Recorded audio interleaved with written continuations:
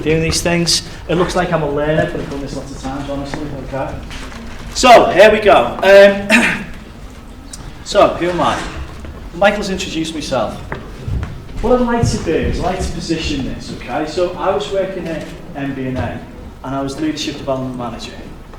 And what I'm going to do is I'm going to tell you about a case story. And back then, we were owned by Bank of America. I'm going to tell you a little bit more about that. MBNA is a credit card company. It still is a credit card company. But it's now owned by Lloyds Banking Group. Okay? So we'll take you on a journey in a moment. Before I do that, there's a couple of things that I just want to take you through, just for your own safety. So firstly, can you all stand up for me, please? Can you all stand up? Okay? I just want to make sure, before I take you through anything I'm about to take you through, that we're all prepared, okay? So what I would like you to do is, I would like you to take your arms, just put them off to the side, right, okay? I'm going to go up into the air, and we're actually going to go, I'll just show you how you do this. You're going to go backwards like this, but you're going to groan, so you go, oh, and we'll go a little bit louder than that, right? So we go again, hands there, and we go backwards, oh, I'll tell you what, out to the sides, and take a seat, okay? So, just get those, get a little bit of energy going. Now what I have to support my session today as well, is I have an egg timer, okay? The egg timer plays a part in this presentation. So, what I'm going to do is I'm going to talk about the egg timer at some point in the presentation, and at the end I'm going to tell you why that egg timer is important for you, okay? Alright, so if you want to find that out, obviously you need to stay. Alright? What I'm going to do is I'm going to put it there, and I'm just going to say, if you can not look at it for now, and just look at me. Okay? Now, on the way this morning, as you can tell, the accent, yes, it's from Liverpool, right? So I came down on the train this morning, and what I always like to do before I do any presentation is just share a couple of experiences, because I always think experiences are very, very profound, okay? So I'm on the train coming down, and there's a lady a couple of seats in front of me, and she's on the wrong train. So when the ticket collector comes around, he asks for a ticket, and he checks it, and explains to her, look, you're on the wrong train. She says, right, okay, what does that mean? And he says, well, because you're on the wrong train, it's going to be £150 because you're on the wrong train. Right? I don't know about you, but if I was getting charged £150 just for a one-way journey, that'd be quite expensive for me, yeah? Yeah? So, the way he deals with it then is to then process it, take the money, right, and that's it, walks away. Now I look at leadership, and I think that we're all leaders. In every job that we do, every person in the room is a leader, right? And I look at it and I think, that person in that situation, did he lead in the way he led because his boss has told him what to do, so he has to do it? Or was it because he had to follow the process because he felt that he put himself in a position that he'd started to say that she was in the wrong and she needed to buy the right tickets? So the pressure that comes from himself, right? Yeah? Or is it because he thinks he has to follow a process? Because when I was there in the situation, I was thinking to myself, do you know what? Isn't the human thing to do is to listen to the person and listen why they're on the wrong train and maybe show a little bit of humanity to the situation? Because you know what? This person sounded like she didn't get the train very often and probably wasn't from these waters, okay? So, difficult situation for her. I thought to myself, do you know what he could have done, as an example, is he could have at least, as a minimum, let's stay on to the next stop, get off the train and then sort it out. Even better, maybe, he could let us stay on the train. Yeah, without paying. Yeah, you've got a ticket, you just have to be on the wrong train. Now, that might sit comfortably with some of you, but what I guess I'm saying is, it's about being human. And I'm going to touch on that again, okay? Now, at the same time, a woman and a child looked at me, and they smiled when this was going on. And you know when someone smiles at you, what do you do back? Smile back, yeah. And do you know what? It makes you feel good, doesn't it? And the amazing thing, the power that you have as a leader, is that from the minute you walk into work to the minute that you leave, you have that power over people, right? You're visible. Everything that you do is visible. And then just to conclude, something that happened about 5 minutes later, there was kids on the train, and they were playing paper, scissors, stone, shoot. paper, scissors, stone, shoot. We got really loud, and they were going, I'm a cat, and they were going, meow, meow, meow, meow. And it was dead loud, and it was like, you couldn't help but start to giggle. And in the case, little boy goes, I'm an aeroplane, and I fly through light. And then he went, and that man over there stinks. Not a person moved on the train, right? Because I didn't want to turn around in case he was pointing at me. Yeah? And that's kids for you, isn't it? Kids' imagination. We should never lose our imagination. So I just wanted to share a couple of experiences before I even got going about what leadership is about.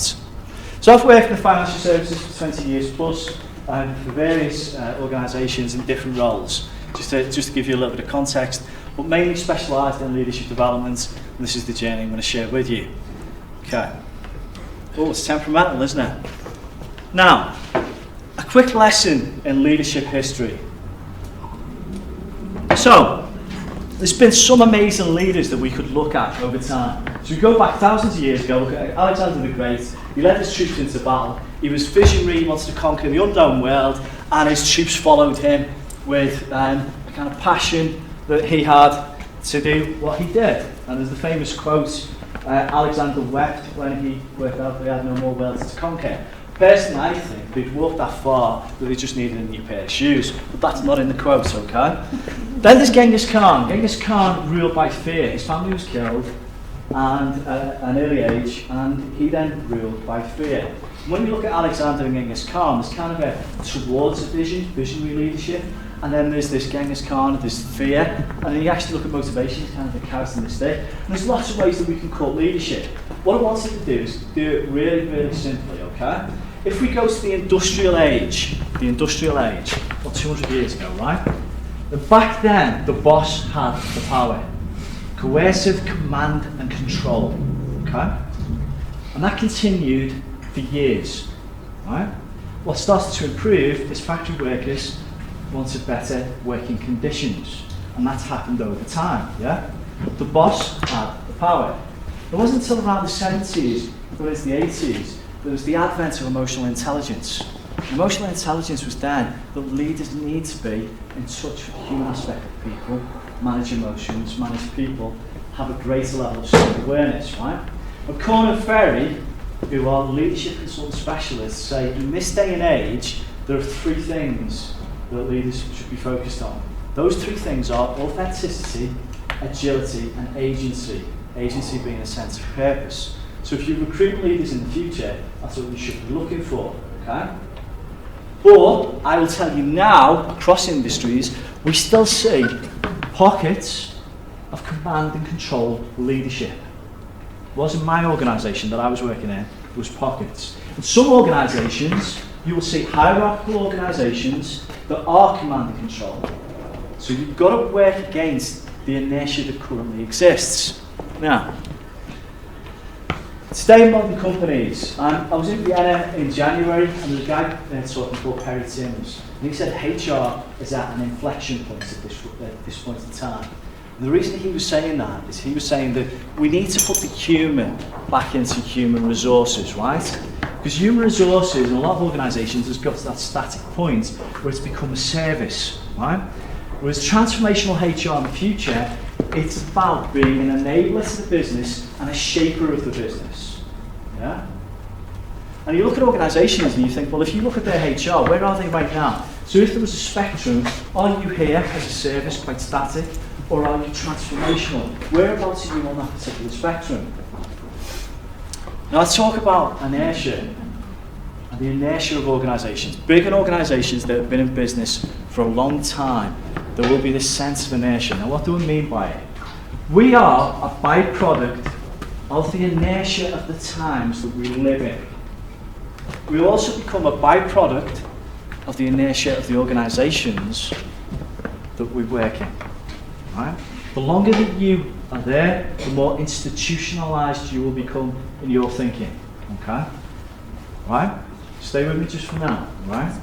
So, who moved my egg timer? Now, my egg timer, just very quickly, I just want to show of hands. I'm just going to explain why I've got the egg timer, because it relates to inertia, okay? And organisational conditioning. So, very quickly, just for show of hands. Put your hands up if you've ever lost your keys.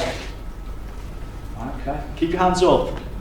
Keep your hands up if you've ever lost your keys and then you've actually found them, but they weren't where you thought they were? Okay? Keep your hands up then if you've ever blamed somebody else for moving your keys. Okay? Ever blamed anybody else for moving your keys? It's funny, I'm just looking at people across the room. Yeah? I'm keeping my hand up, right? Okay? And you know what? Have you ever been in that situation where you blame other people and actually you start to create this inertia? Somebody in the house has moved those keys, but actually where those keys actually are is where you left them. Right? I don't know about your phone. Have you ever had the phone moments where you realise that your phone isn't in the pocket that you thought it was? And you have an allergic reaction because you start to go, phone's not in my pocket, and then you go, yeah? The phone, it's like your phone's gone, yeah? And then you get phone relief when you go, God, it's still there, yeah? And if it's not on you, then you go, my daughters go running around the house, my phone! Yeah, because the phone's gone missing, yeah? Same type of thing though, at some point it's like, who's moved my phone? All I'm saying is quite quickly, we can create inertia in that instance. And you'll have seen this. You'll know the piece around growth mindset, fixed mindset, because at that point in time, the mindset becomes fixed for you as an individual. You can't see past the fact that's probably where you left it. Yeah? Now, the point I'm making with this is when you work in organisations, one of the things that you should always look at is organisational conditioning. Because what happens is when an organisation becomes a fair size, there will be a certain amount of conditioning, barriers that you will face. Okay? Now, you won't be able to get past those barriers or that conditioning sometimes because of the size of the organisation unless you challenge the way things are done around here. Right? Or what might happen is there might be a burning platform like survival. There might be a buyout. Someone's going to buy you. You might get put up for sale, which is what I'm about to talk through. Or there might be some massive organisational change. Right? So here's my story, case story. An opportunity to transform due to the sale of MBNA. So Bank of America put MBNA up for sale. Now, any acquisitions and mergers I've been part of, when you actually got told about it, it was normally completed, right? We got told we were put up for sale, and nobody bought us back in 2011, right? So that was a very unusual situation to be in, because it was like you had a for sale sign on the lawn outside the building, yeah?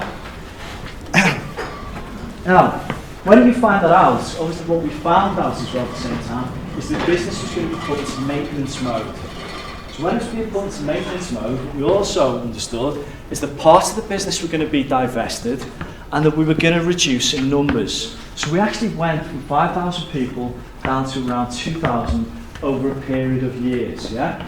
So as you can imagine, there's a level of uncertainty about the future for everybody in the organisation because we didn't know what was going to happen next.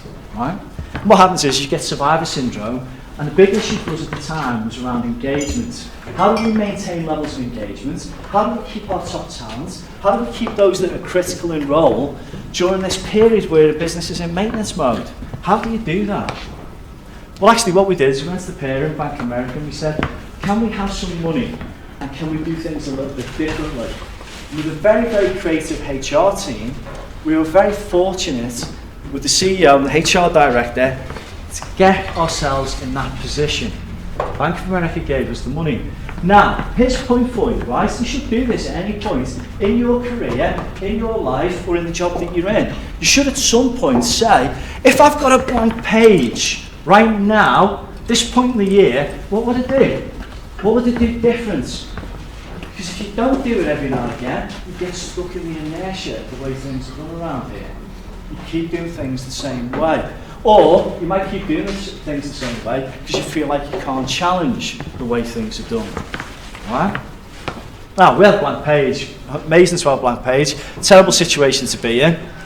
What we came up with is we came up with the employee engagement strategy. Okay? And it was called Explore. Now, this particular strategy, the reason that it was called Explore is because of the situation we found ourselves in. It was about personal journeys for each and every employee in the organisation. It was a metaphor for the change that the business was going through at the same time. And what we did is we went from left-brained activity that we've done previously to quite a right-brained approach. We created a map, we called it Explore. We wanted our employees literally to explore this map and find what they could find for themselves around a number of things. Information on career development, leadership development, performance management. So what we wanted to do is we wanted to make sure that everybody had a personal journey of development. Okay? What we also did is we developed some programs which I'll tell you about in a moment. Before I do that though, what I'd like to do, and it's amazing that this sort of ties into today, and I didn't know that Jonathan was going to be here today, but I'd like to show you a short video. We found this video and we found it inspirational at the time. Cool.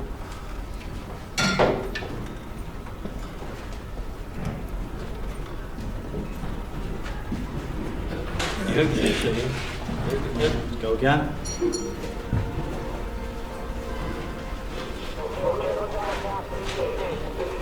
The sound. We'll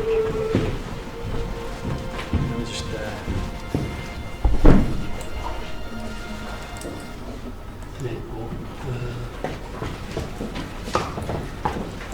this is one we prepared earlier. Is there turn that up? Is there a ticket? Oh yes, there.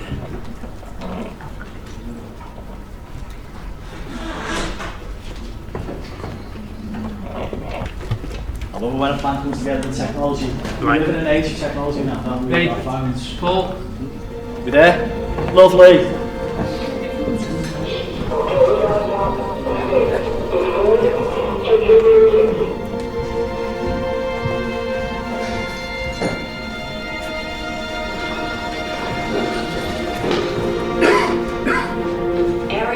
Is a mountain climber. He is one of the youngest ever to scale all 7 summits, the world's most challenging and difficult peaks.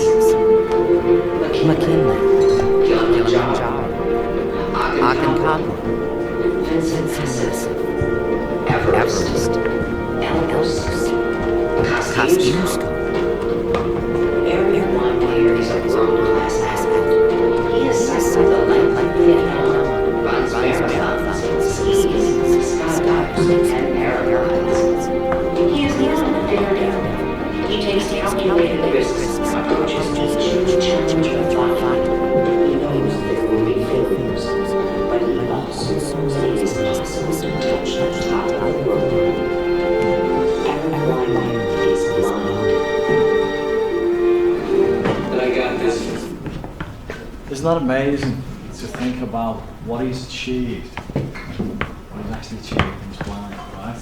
And why we found that so significant at the time is for Eric, it's not about the destination, you can't see it, it's about the journey. And for us as an organisation, it was the same. We didn't know what the destination was going to be, so it was about the journey, and the journey that we could create for our people, okay? So what we could do, you see the slide behind me, is one of the things we could do is define leadership for the organisation. So how do we define leadership for the organisation? Well, if you think about, if you're bringing top talent in, or if you were developing your people, what you actually need is you need a shared understanding of leadership. The way we did it was we worked with the CEO and the executive team to get them to let us know, well, if we were bringing top talent into the organisation, what does that look like? We then did our research, and based on that research, we defined leadership, and we came to leadership success factors that we could define for our people and our leaders, okay?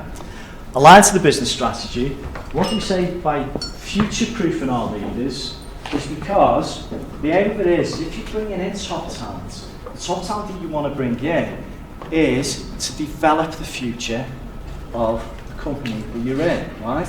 At the same time, what you do is you take those success factors and you develop your existing leaders on the basis of those success factors as well, okay? And what we also did is, on the basis of then defining leadership, we wanted to bring in the best external provider to help us to make sure that we develop the right leadership development strategy for our people and the right solutions, right? And that was Michael, by the way, at 1080, who we partnered with. Okay? Now, the success factors that we landed on, these 5, strategic thinking, aspiration, emotional intelligence, resilience, and learning agility. They were the 5 that we got to. So we started to recruit on the basis of those 5 and also develop our offering on the basis of those 5 leadership success factors. It included a self-assessment for leaders that they would complete on themselves. So they'd go through, look at the definition on aspiration, look at the indicators, and they would rate themselves. Are they developing, proficient, or exceptional? And we get the managers to do it at the same time, and then they both have a very, very productive conversation around strengths and around developments. Okay? Once you've defined leadership, what you then need is your leadership development strategy. So you need to have very, very clear objectives and guiding principles. One of our key principles, because of where we found ourselves, was about choice. So our leaders could choose to come on the journey with us. They could choose to do whatever solutions they wanted to that we were going to offer or not. Okay? And the reason that we wanted to do that is because we wanted to take people with us. We wanted people to make the choice themselves. Right? And it's a powerful choice. We also wanted to do things differently. We wanted to move away from classroom training and do things more collaboratively, experiential. So you have your objectives, you have your guiding principles. And what we created is we created leadership programs for every level of leader. But what we didn't do is we didn't do traditional classroom training. Okay?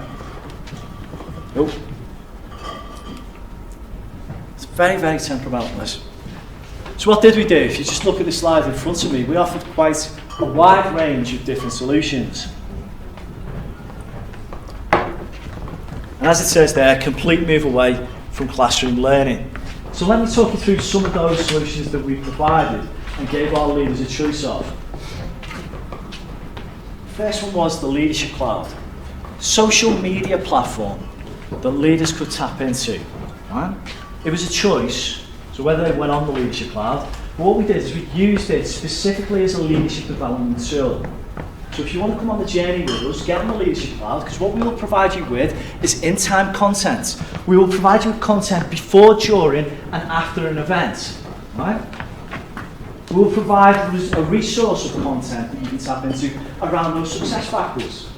We also will provide people on that network that provide content that also you can ask questions to, you can collaborate with, you can create your own groups on that particular tool. It's a very, very powerful tool. What it gives you the ability to do, or any person, is as it says there, if you really want to change behaviour, you need to change the thinking behind the behaviour.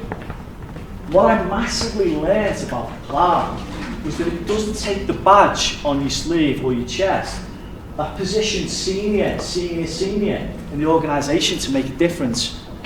You can make a difference with the thinking that you've got right here if you share it with other people. And this was the vehicle and the tool to do that. As you know, employees want to be empowered, trusted and in control. So what we did is we provided self-service solutions. So Bank of America used a company that sat in the background. You never actually saw their platform, but Cornerstone in Demand. And they provided self-service solutions so you could own your own developments. Things like lynda.com video content, Safari books, Harvard articles, Get Abstract Shorts, extracts, TED Talks, Skillsoft resources. So they could choose to develop themselves. What we did with that though, is we mapped those resources to the 5 success factors, as well as some other key competencies that we'd pulled out, as it says there. Okay? From an experiential perspective, we did mentoring. So mentoring's already been discussed. What we did is we took our senior leaders in the organisation and we mapped them up through choice with those middle to front level leaders. We used an innovative approach of speed dating. So what we did is we got our senior leaders to fill out a profile. So we made sure that their profile was fit for purpose for mentoring. We invited them to the event and then we literally paired them up and moved them around. We got them to talk and literally what the mentee was doing was saying, what is it you can give me? What is it that I can learn from you? And vice versa, yeah, because it's a two-way process. The amazing thing with the mentoring program is we ended up with, I think it was around 100 senior leaders mentoring other leaders in the business. But what they actually said is it was so good, the mentoring program, they learned so much from it. But they said, why don't we just do this across the business anyway? It doesn't actually have to be mentoring. We could just like learn more about other people in the business. Well, what a great idea. The only danger is that there was a number of affairs, 2 marriages, and quite a number of kids that were born within the space of... I'm not kidding, okay? I'm kidding with that bit, right? But it worked fantastically for a good number of years. There was a mentoring.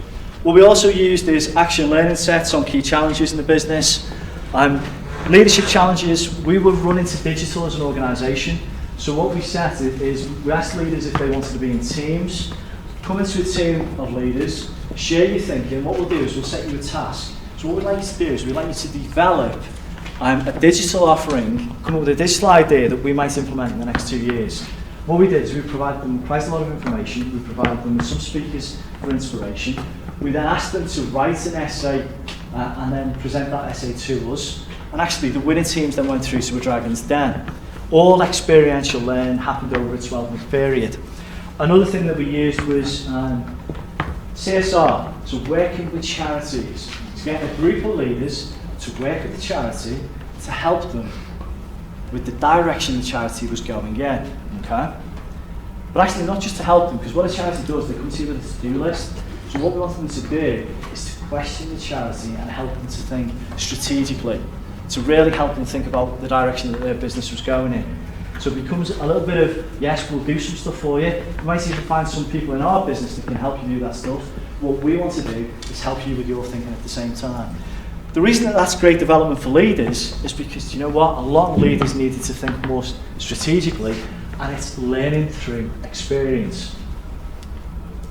Employees want to be recognised for their contributions and strengths. Hannah's already taken you through Strengths Scope. That was the tool that we used. You've already seen this, this quote, so I'm not going to reread it out. Why is strengths-based development so powerful? Well, actually, it's amazing. If you look at organisations over the years, what they've traditionally done is focused on weaknesses when it comes to development. So what we do is we have a competency model. You get rated around the competency model at some point as part of your performance rating. What we'll do is we will identify strengths, but we'll definitely identify those weaknesses. 360 will be based on that, and you need to work on those weaknesses, right? Always remember a manager, one of the managers that I had, I know we've all had good managers, bad managers, always said, you know, your attention to detail, you need to work on your attention to detail. In fact, I worked out that if I took a piece of work to her, right, what she would do, she would change it. So I'd give her the piece of work, knowing she was going to change it. And I get the red pen, right? There might be a little bit of detail there I need to work on. I get it back, I change it again, and give it back to her again. And I worked out, if we did 5 iterations, it'd be back to the one that I started with. Is that clever? Well, I quite like that in any case. The simple point being is, if you tell somebody over and over again what their weakness is, it's like hitting them with a hammer, right? And I'll tell you what's worse is when you find out at the end of the year something that you've done wrong at the end of the year and not at the time. And that's sometimes what performance reviews and performance ratings do. Yeah? Anyone's experienced it, it's not great, okay? Now the beauty about strengths-based development is it focuses on strengths and talks about, so you still focus on development areas, but it's about stretching strengths. How do you stretch a strength that you've got? And it's not as easy as going, I've got a weakness, so what I've got to do to improve a weakness is X, Y, and Z. It's normally pretty clear, yeah? With a strength, you have to think a lot harder because you're already good at it. But the difference that it makes, the reason it's so powerful, do you know why? Because if you're in a job that plays to your strengths, you will be more excited, engaged, and enthused. It will have an impact on the engagement of the organisation. So we had Strengths Scope 360, and we also use strengths cards to have strengths-based conversations so our leaders could do that with our people. And you've already seen it, and you're going to be able to experience the Strengths Scope 360 tool. Employees want to be in control of their career. This is something that we've been talking about. So I don't need to tell you again, you need to get a mentor, you need to have a career plan, yeah? But we wanted our people to, because we've just been talking about performance ratings. What we wanted to do is turn this on its head. Because what we focused on as an organisation was that performance conversation, right? So what's really important as a leader is you have 3 conversations. The career conversation, because it's on the employee's agenda. The performance, we say it's a shared agenda, but it's the company's agenda. Because if you're not performing, consequently could be that you haven't got a job. And development is a shared agenda. What I mean by a shared agenda is you should own your own development, but actually the leader should also help you get where you want to go. So if you can't think strategically, they should help you to think strategically. So what we used a system called the Career Centre by Fuel 50. Very powerful system. It's a series of questionnaires, helps you identify your motivators, agility, your values, and it also is a productive system for you to be able to put your career plan in and then revisit it on a regular basis. It also does career pathing as well. So we introduced it as a tool which worked fantastically. In fact, one of our execs was speaking to one of his people and he said, look, your exceeds this year, your team exceeds, what is it that you're doing differently this year to what you were doing last? Because you weren't last year. And she said, look, I'm doing everything the same, apart from I'm using the Career Centre with my people and I'm getting great results. He knocked on our door and he said, look, I've got 600 people here, can we get them through it? Instant success. Meant that we were busy. And what we also did is we provided external thinking through external speakers. So rather than put people in the classroom, we had an auditorium which we used, and we brought in big speakers like Sir Ranulph Fiennes, Explorer himself, Sir Clive Woodward, Levinson Wood. There's me interviewing Robbie Fowler. That was a special moment for me, as you can imagine being a Liverpool supporter, yeah? But it's that external thinking that you want to bring into the organisation that lifts the thinking in the organisation, that develops leaders, yeah? Okay. So guess what I'm saying is we moved away from classroom training, we provided a range of solutions in a variety of programmes to develop leaders. Now, you might say, well, that's great, okay, you've defined leadership, you've got some solutions, what was the impact of that then? Well, think about the situation that we were in. We were up for sale, yeah? Engagement levels were 52%. So, overall learnings. The importance of defining leadership and having the right leadership architecture in place is key and critical. The use of a responsive, collaborative, experiential, instead of a static leadership development strategy was key as well. Take leaders with you. It was about personal choice, and you should always dare to do things differently. What were the results? Those who participated in the programme, and it snowballed, so we had leaders getting involved month on month, year on year. And what we actually got to is that at the end of the year, we evaluated, and what you would see is that the leaders that participated in the programmes that were involved got higher engagement scores, higher performance scores, better absence, better attrition with the teams, and were involved more in the leadership cloud.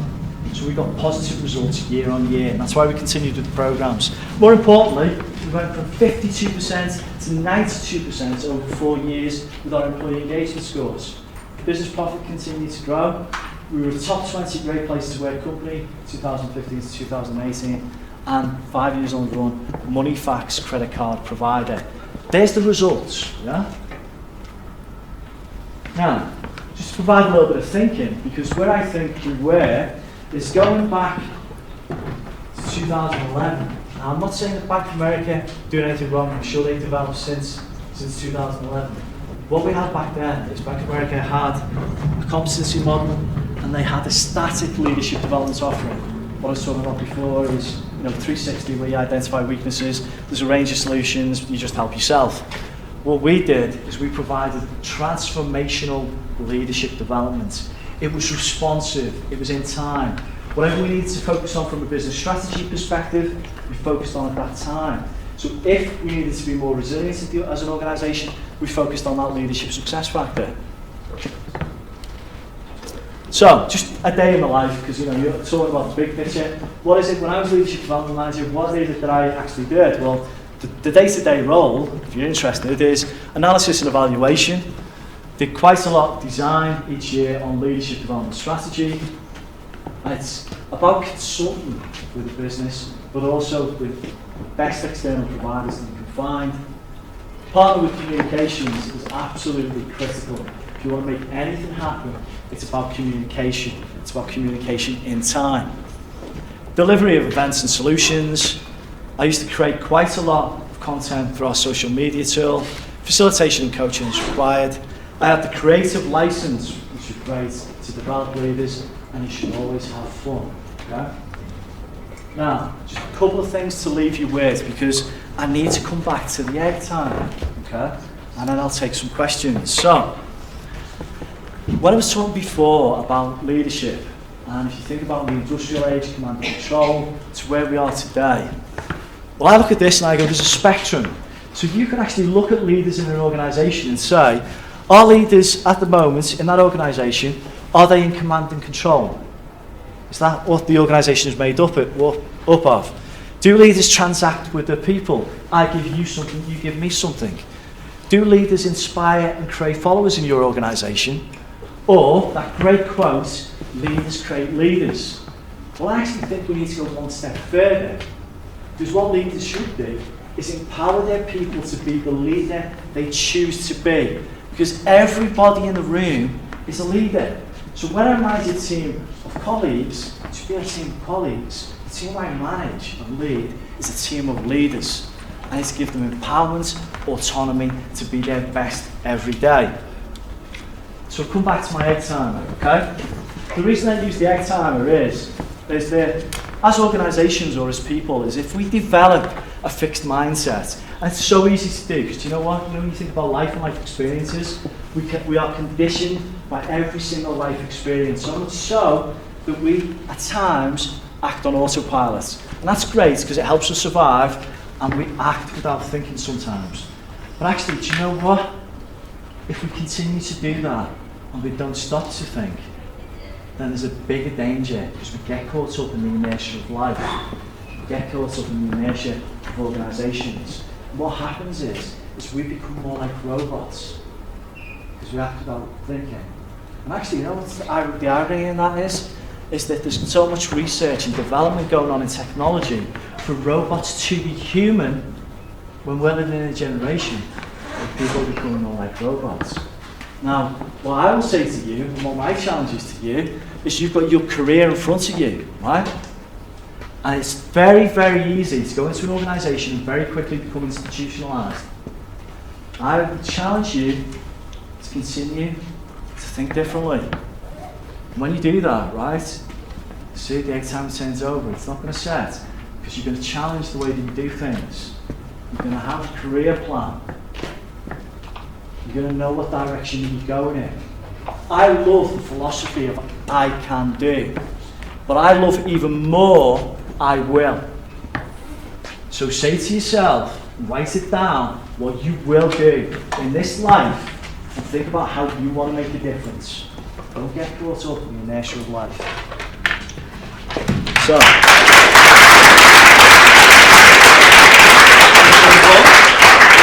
I'll probably do a tree. Questions? I love all of these principles. I think that almost any organisation should adopt them. My concern is firms that don't have the same level of resources tend to be the ones that I would see command and control types of management more often. Do you have an opinion or any thoughts on how you would? Yeah, so totally. I do. Yeah. I think you go back a step to what we talked about. I think that as an organisation, we need to work at a very high level to what I was talking about before, which is the final leadership of the organisation. Get to a shared understanding of leadership. It's still possible to introduce leadership carbon solutions on limited budgets. So, as an example, when we talk about the digital challenge, it doesn't cost you an awful lot of money to put some parameters on that, and then get people to learn through experience. Mentoring doesn't cost money at the end of the day. So there are things that you can still do if you've got a limited budget. What I do think, though, is the power of making sure that everybody understands what leadership means for the organisation. That's really critical about leadership architecture. And just adding on like technology, things like Yammer and Slack are free. Anything on YouTube, TED Talks, they're free. So there's a lot of resources there to underpin the program, which you don't have to pay for. I think sort of my concern was almost more that it's a reluctance to move out of just a pure survival mindset. So to be willing to sort of engage with these ideas that I see as being the bigger hurdle. I think as well is that you've got to drive it. It's like a self-awareness process, isn't it? Because when it's up for some organisations like that, it'll be about organisational conditioning. So can we identify that organisational conditioning? It's quite easy to go into an organisation when they say they've got a burning platform. So the burning platform is they know it's survival. Well, actually, we know what we're working on here. If you go into an organisation where there's a lot of dysfunctional behaviour, well, actually, you've got to go in and have the right conversations to identify the barriers within that organisation and start to work on them. And something that we included, which I mentioned, is we have cultural architects, cultural change champions, who did a lot to do for us, who were in the business, and that makes a massive difference. I had a team of leadership influencers that I used just for thinking. So it's those very, very experienced, not always at the top of the organisation, but those with the experienced development of thinking that I could tap into to help me develop leadership development strategy as well. So I ask a question about how this fits with diversity, because you talk about defining leadership. And one of the things that kind of springs to my mind is that when you do that, you're saying, well, this is what it looks like. And some people are going to find that a lot easier than others. And one of the things I know lots of big companies have is their leadership program tends to be very similar people, very similar mindsets, very similar personalities. So I didn't kind of, that seemed quite extroverted. How do introverts fit into your... that's really, because believe it or not, I know I'm standing here in front of people who are actually massively introverted. Right. Very much deep thinker. So I stand up in front of people because it's practice what I do. Okay. So I just want to... So you're sort of saying behaviourism and instrumentalism rather than... And she knows a couple of things, because the CEO pushed back sometimes and he said, look, come on, people who've got the programs, the people who love this stuff, yeah? So you take that into consideration. What we saw over a period of time is we took the senior leader population, we had that initially.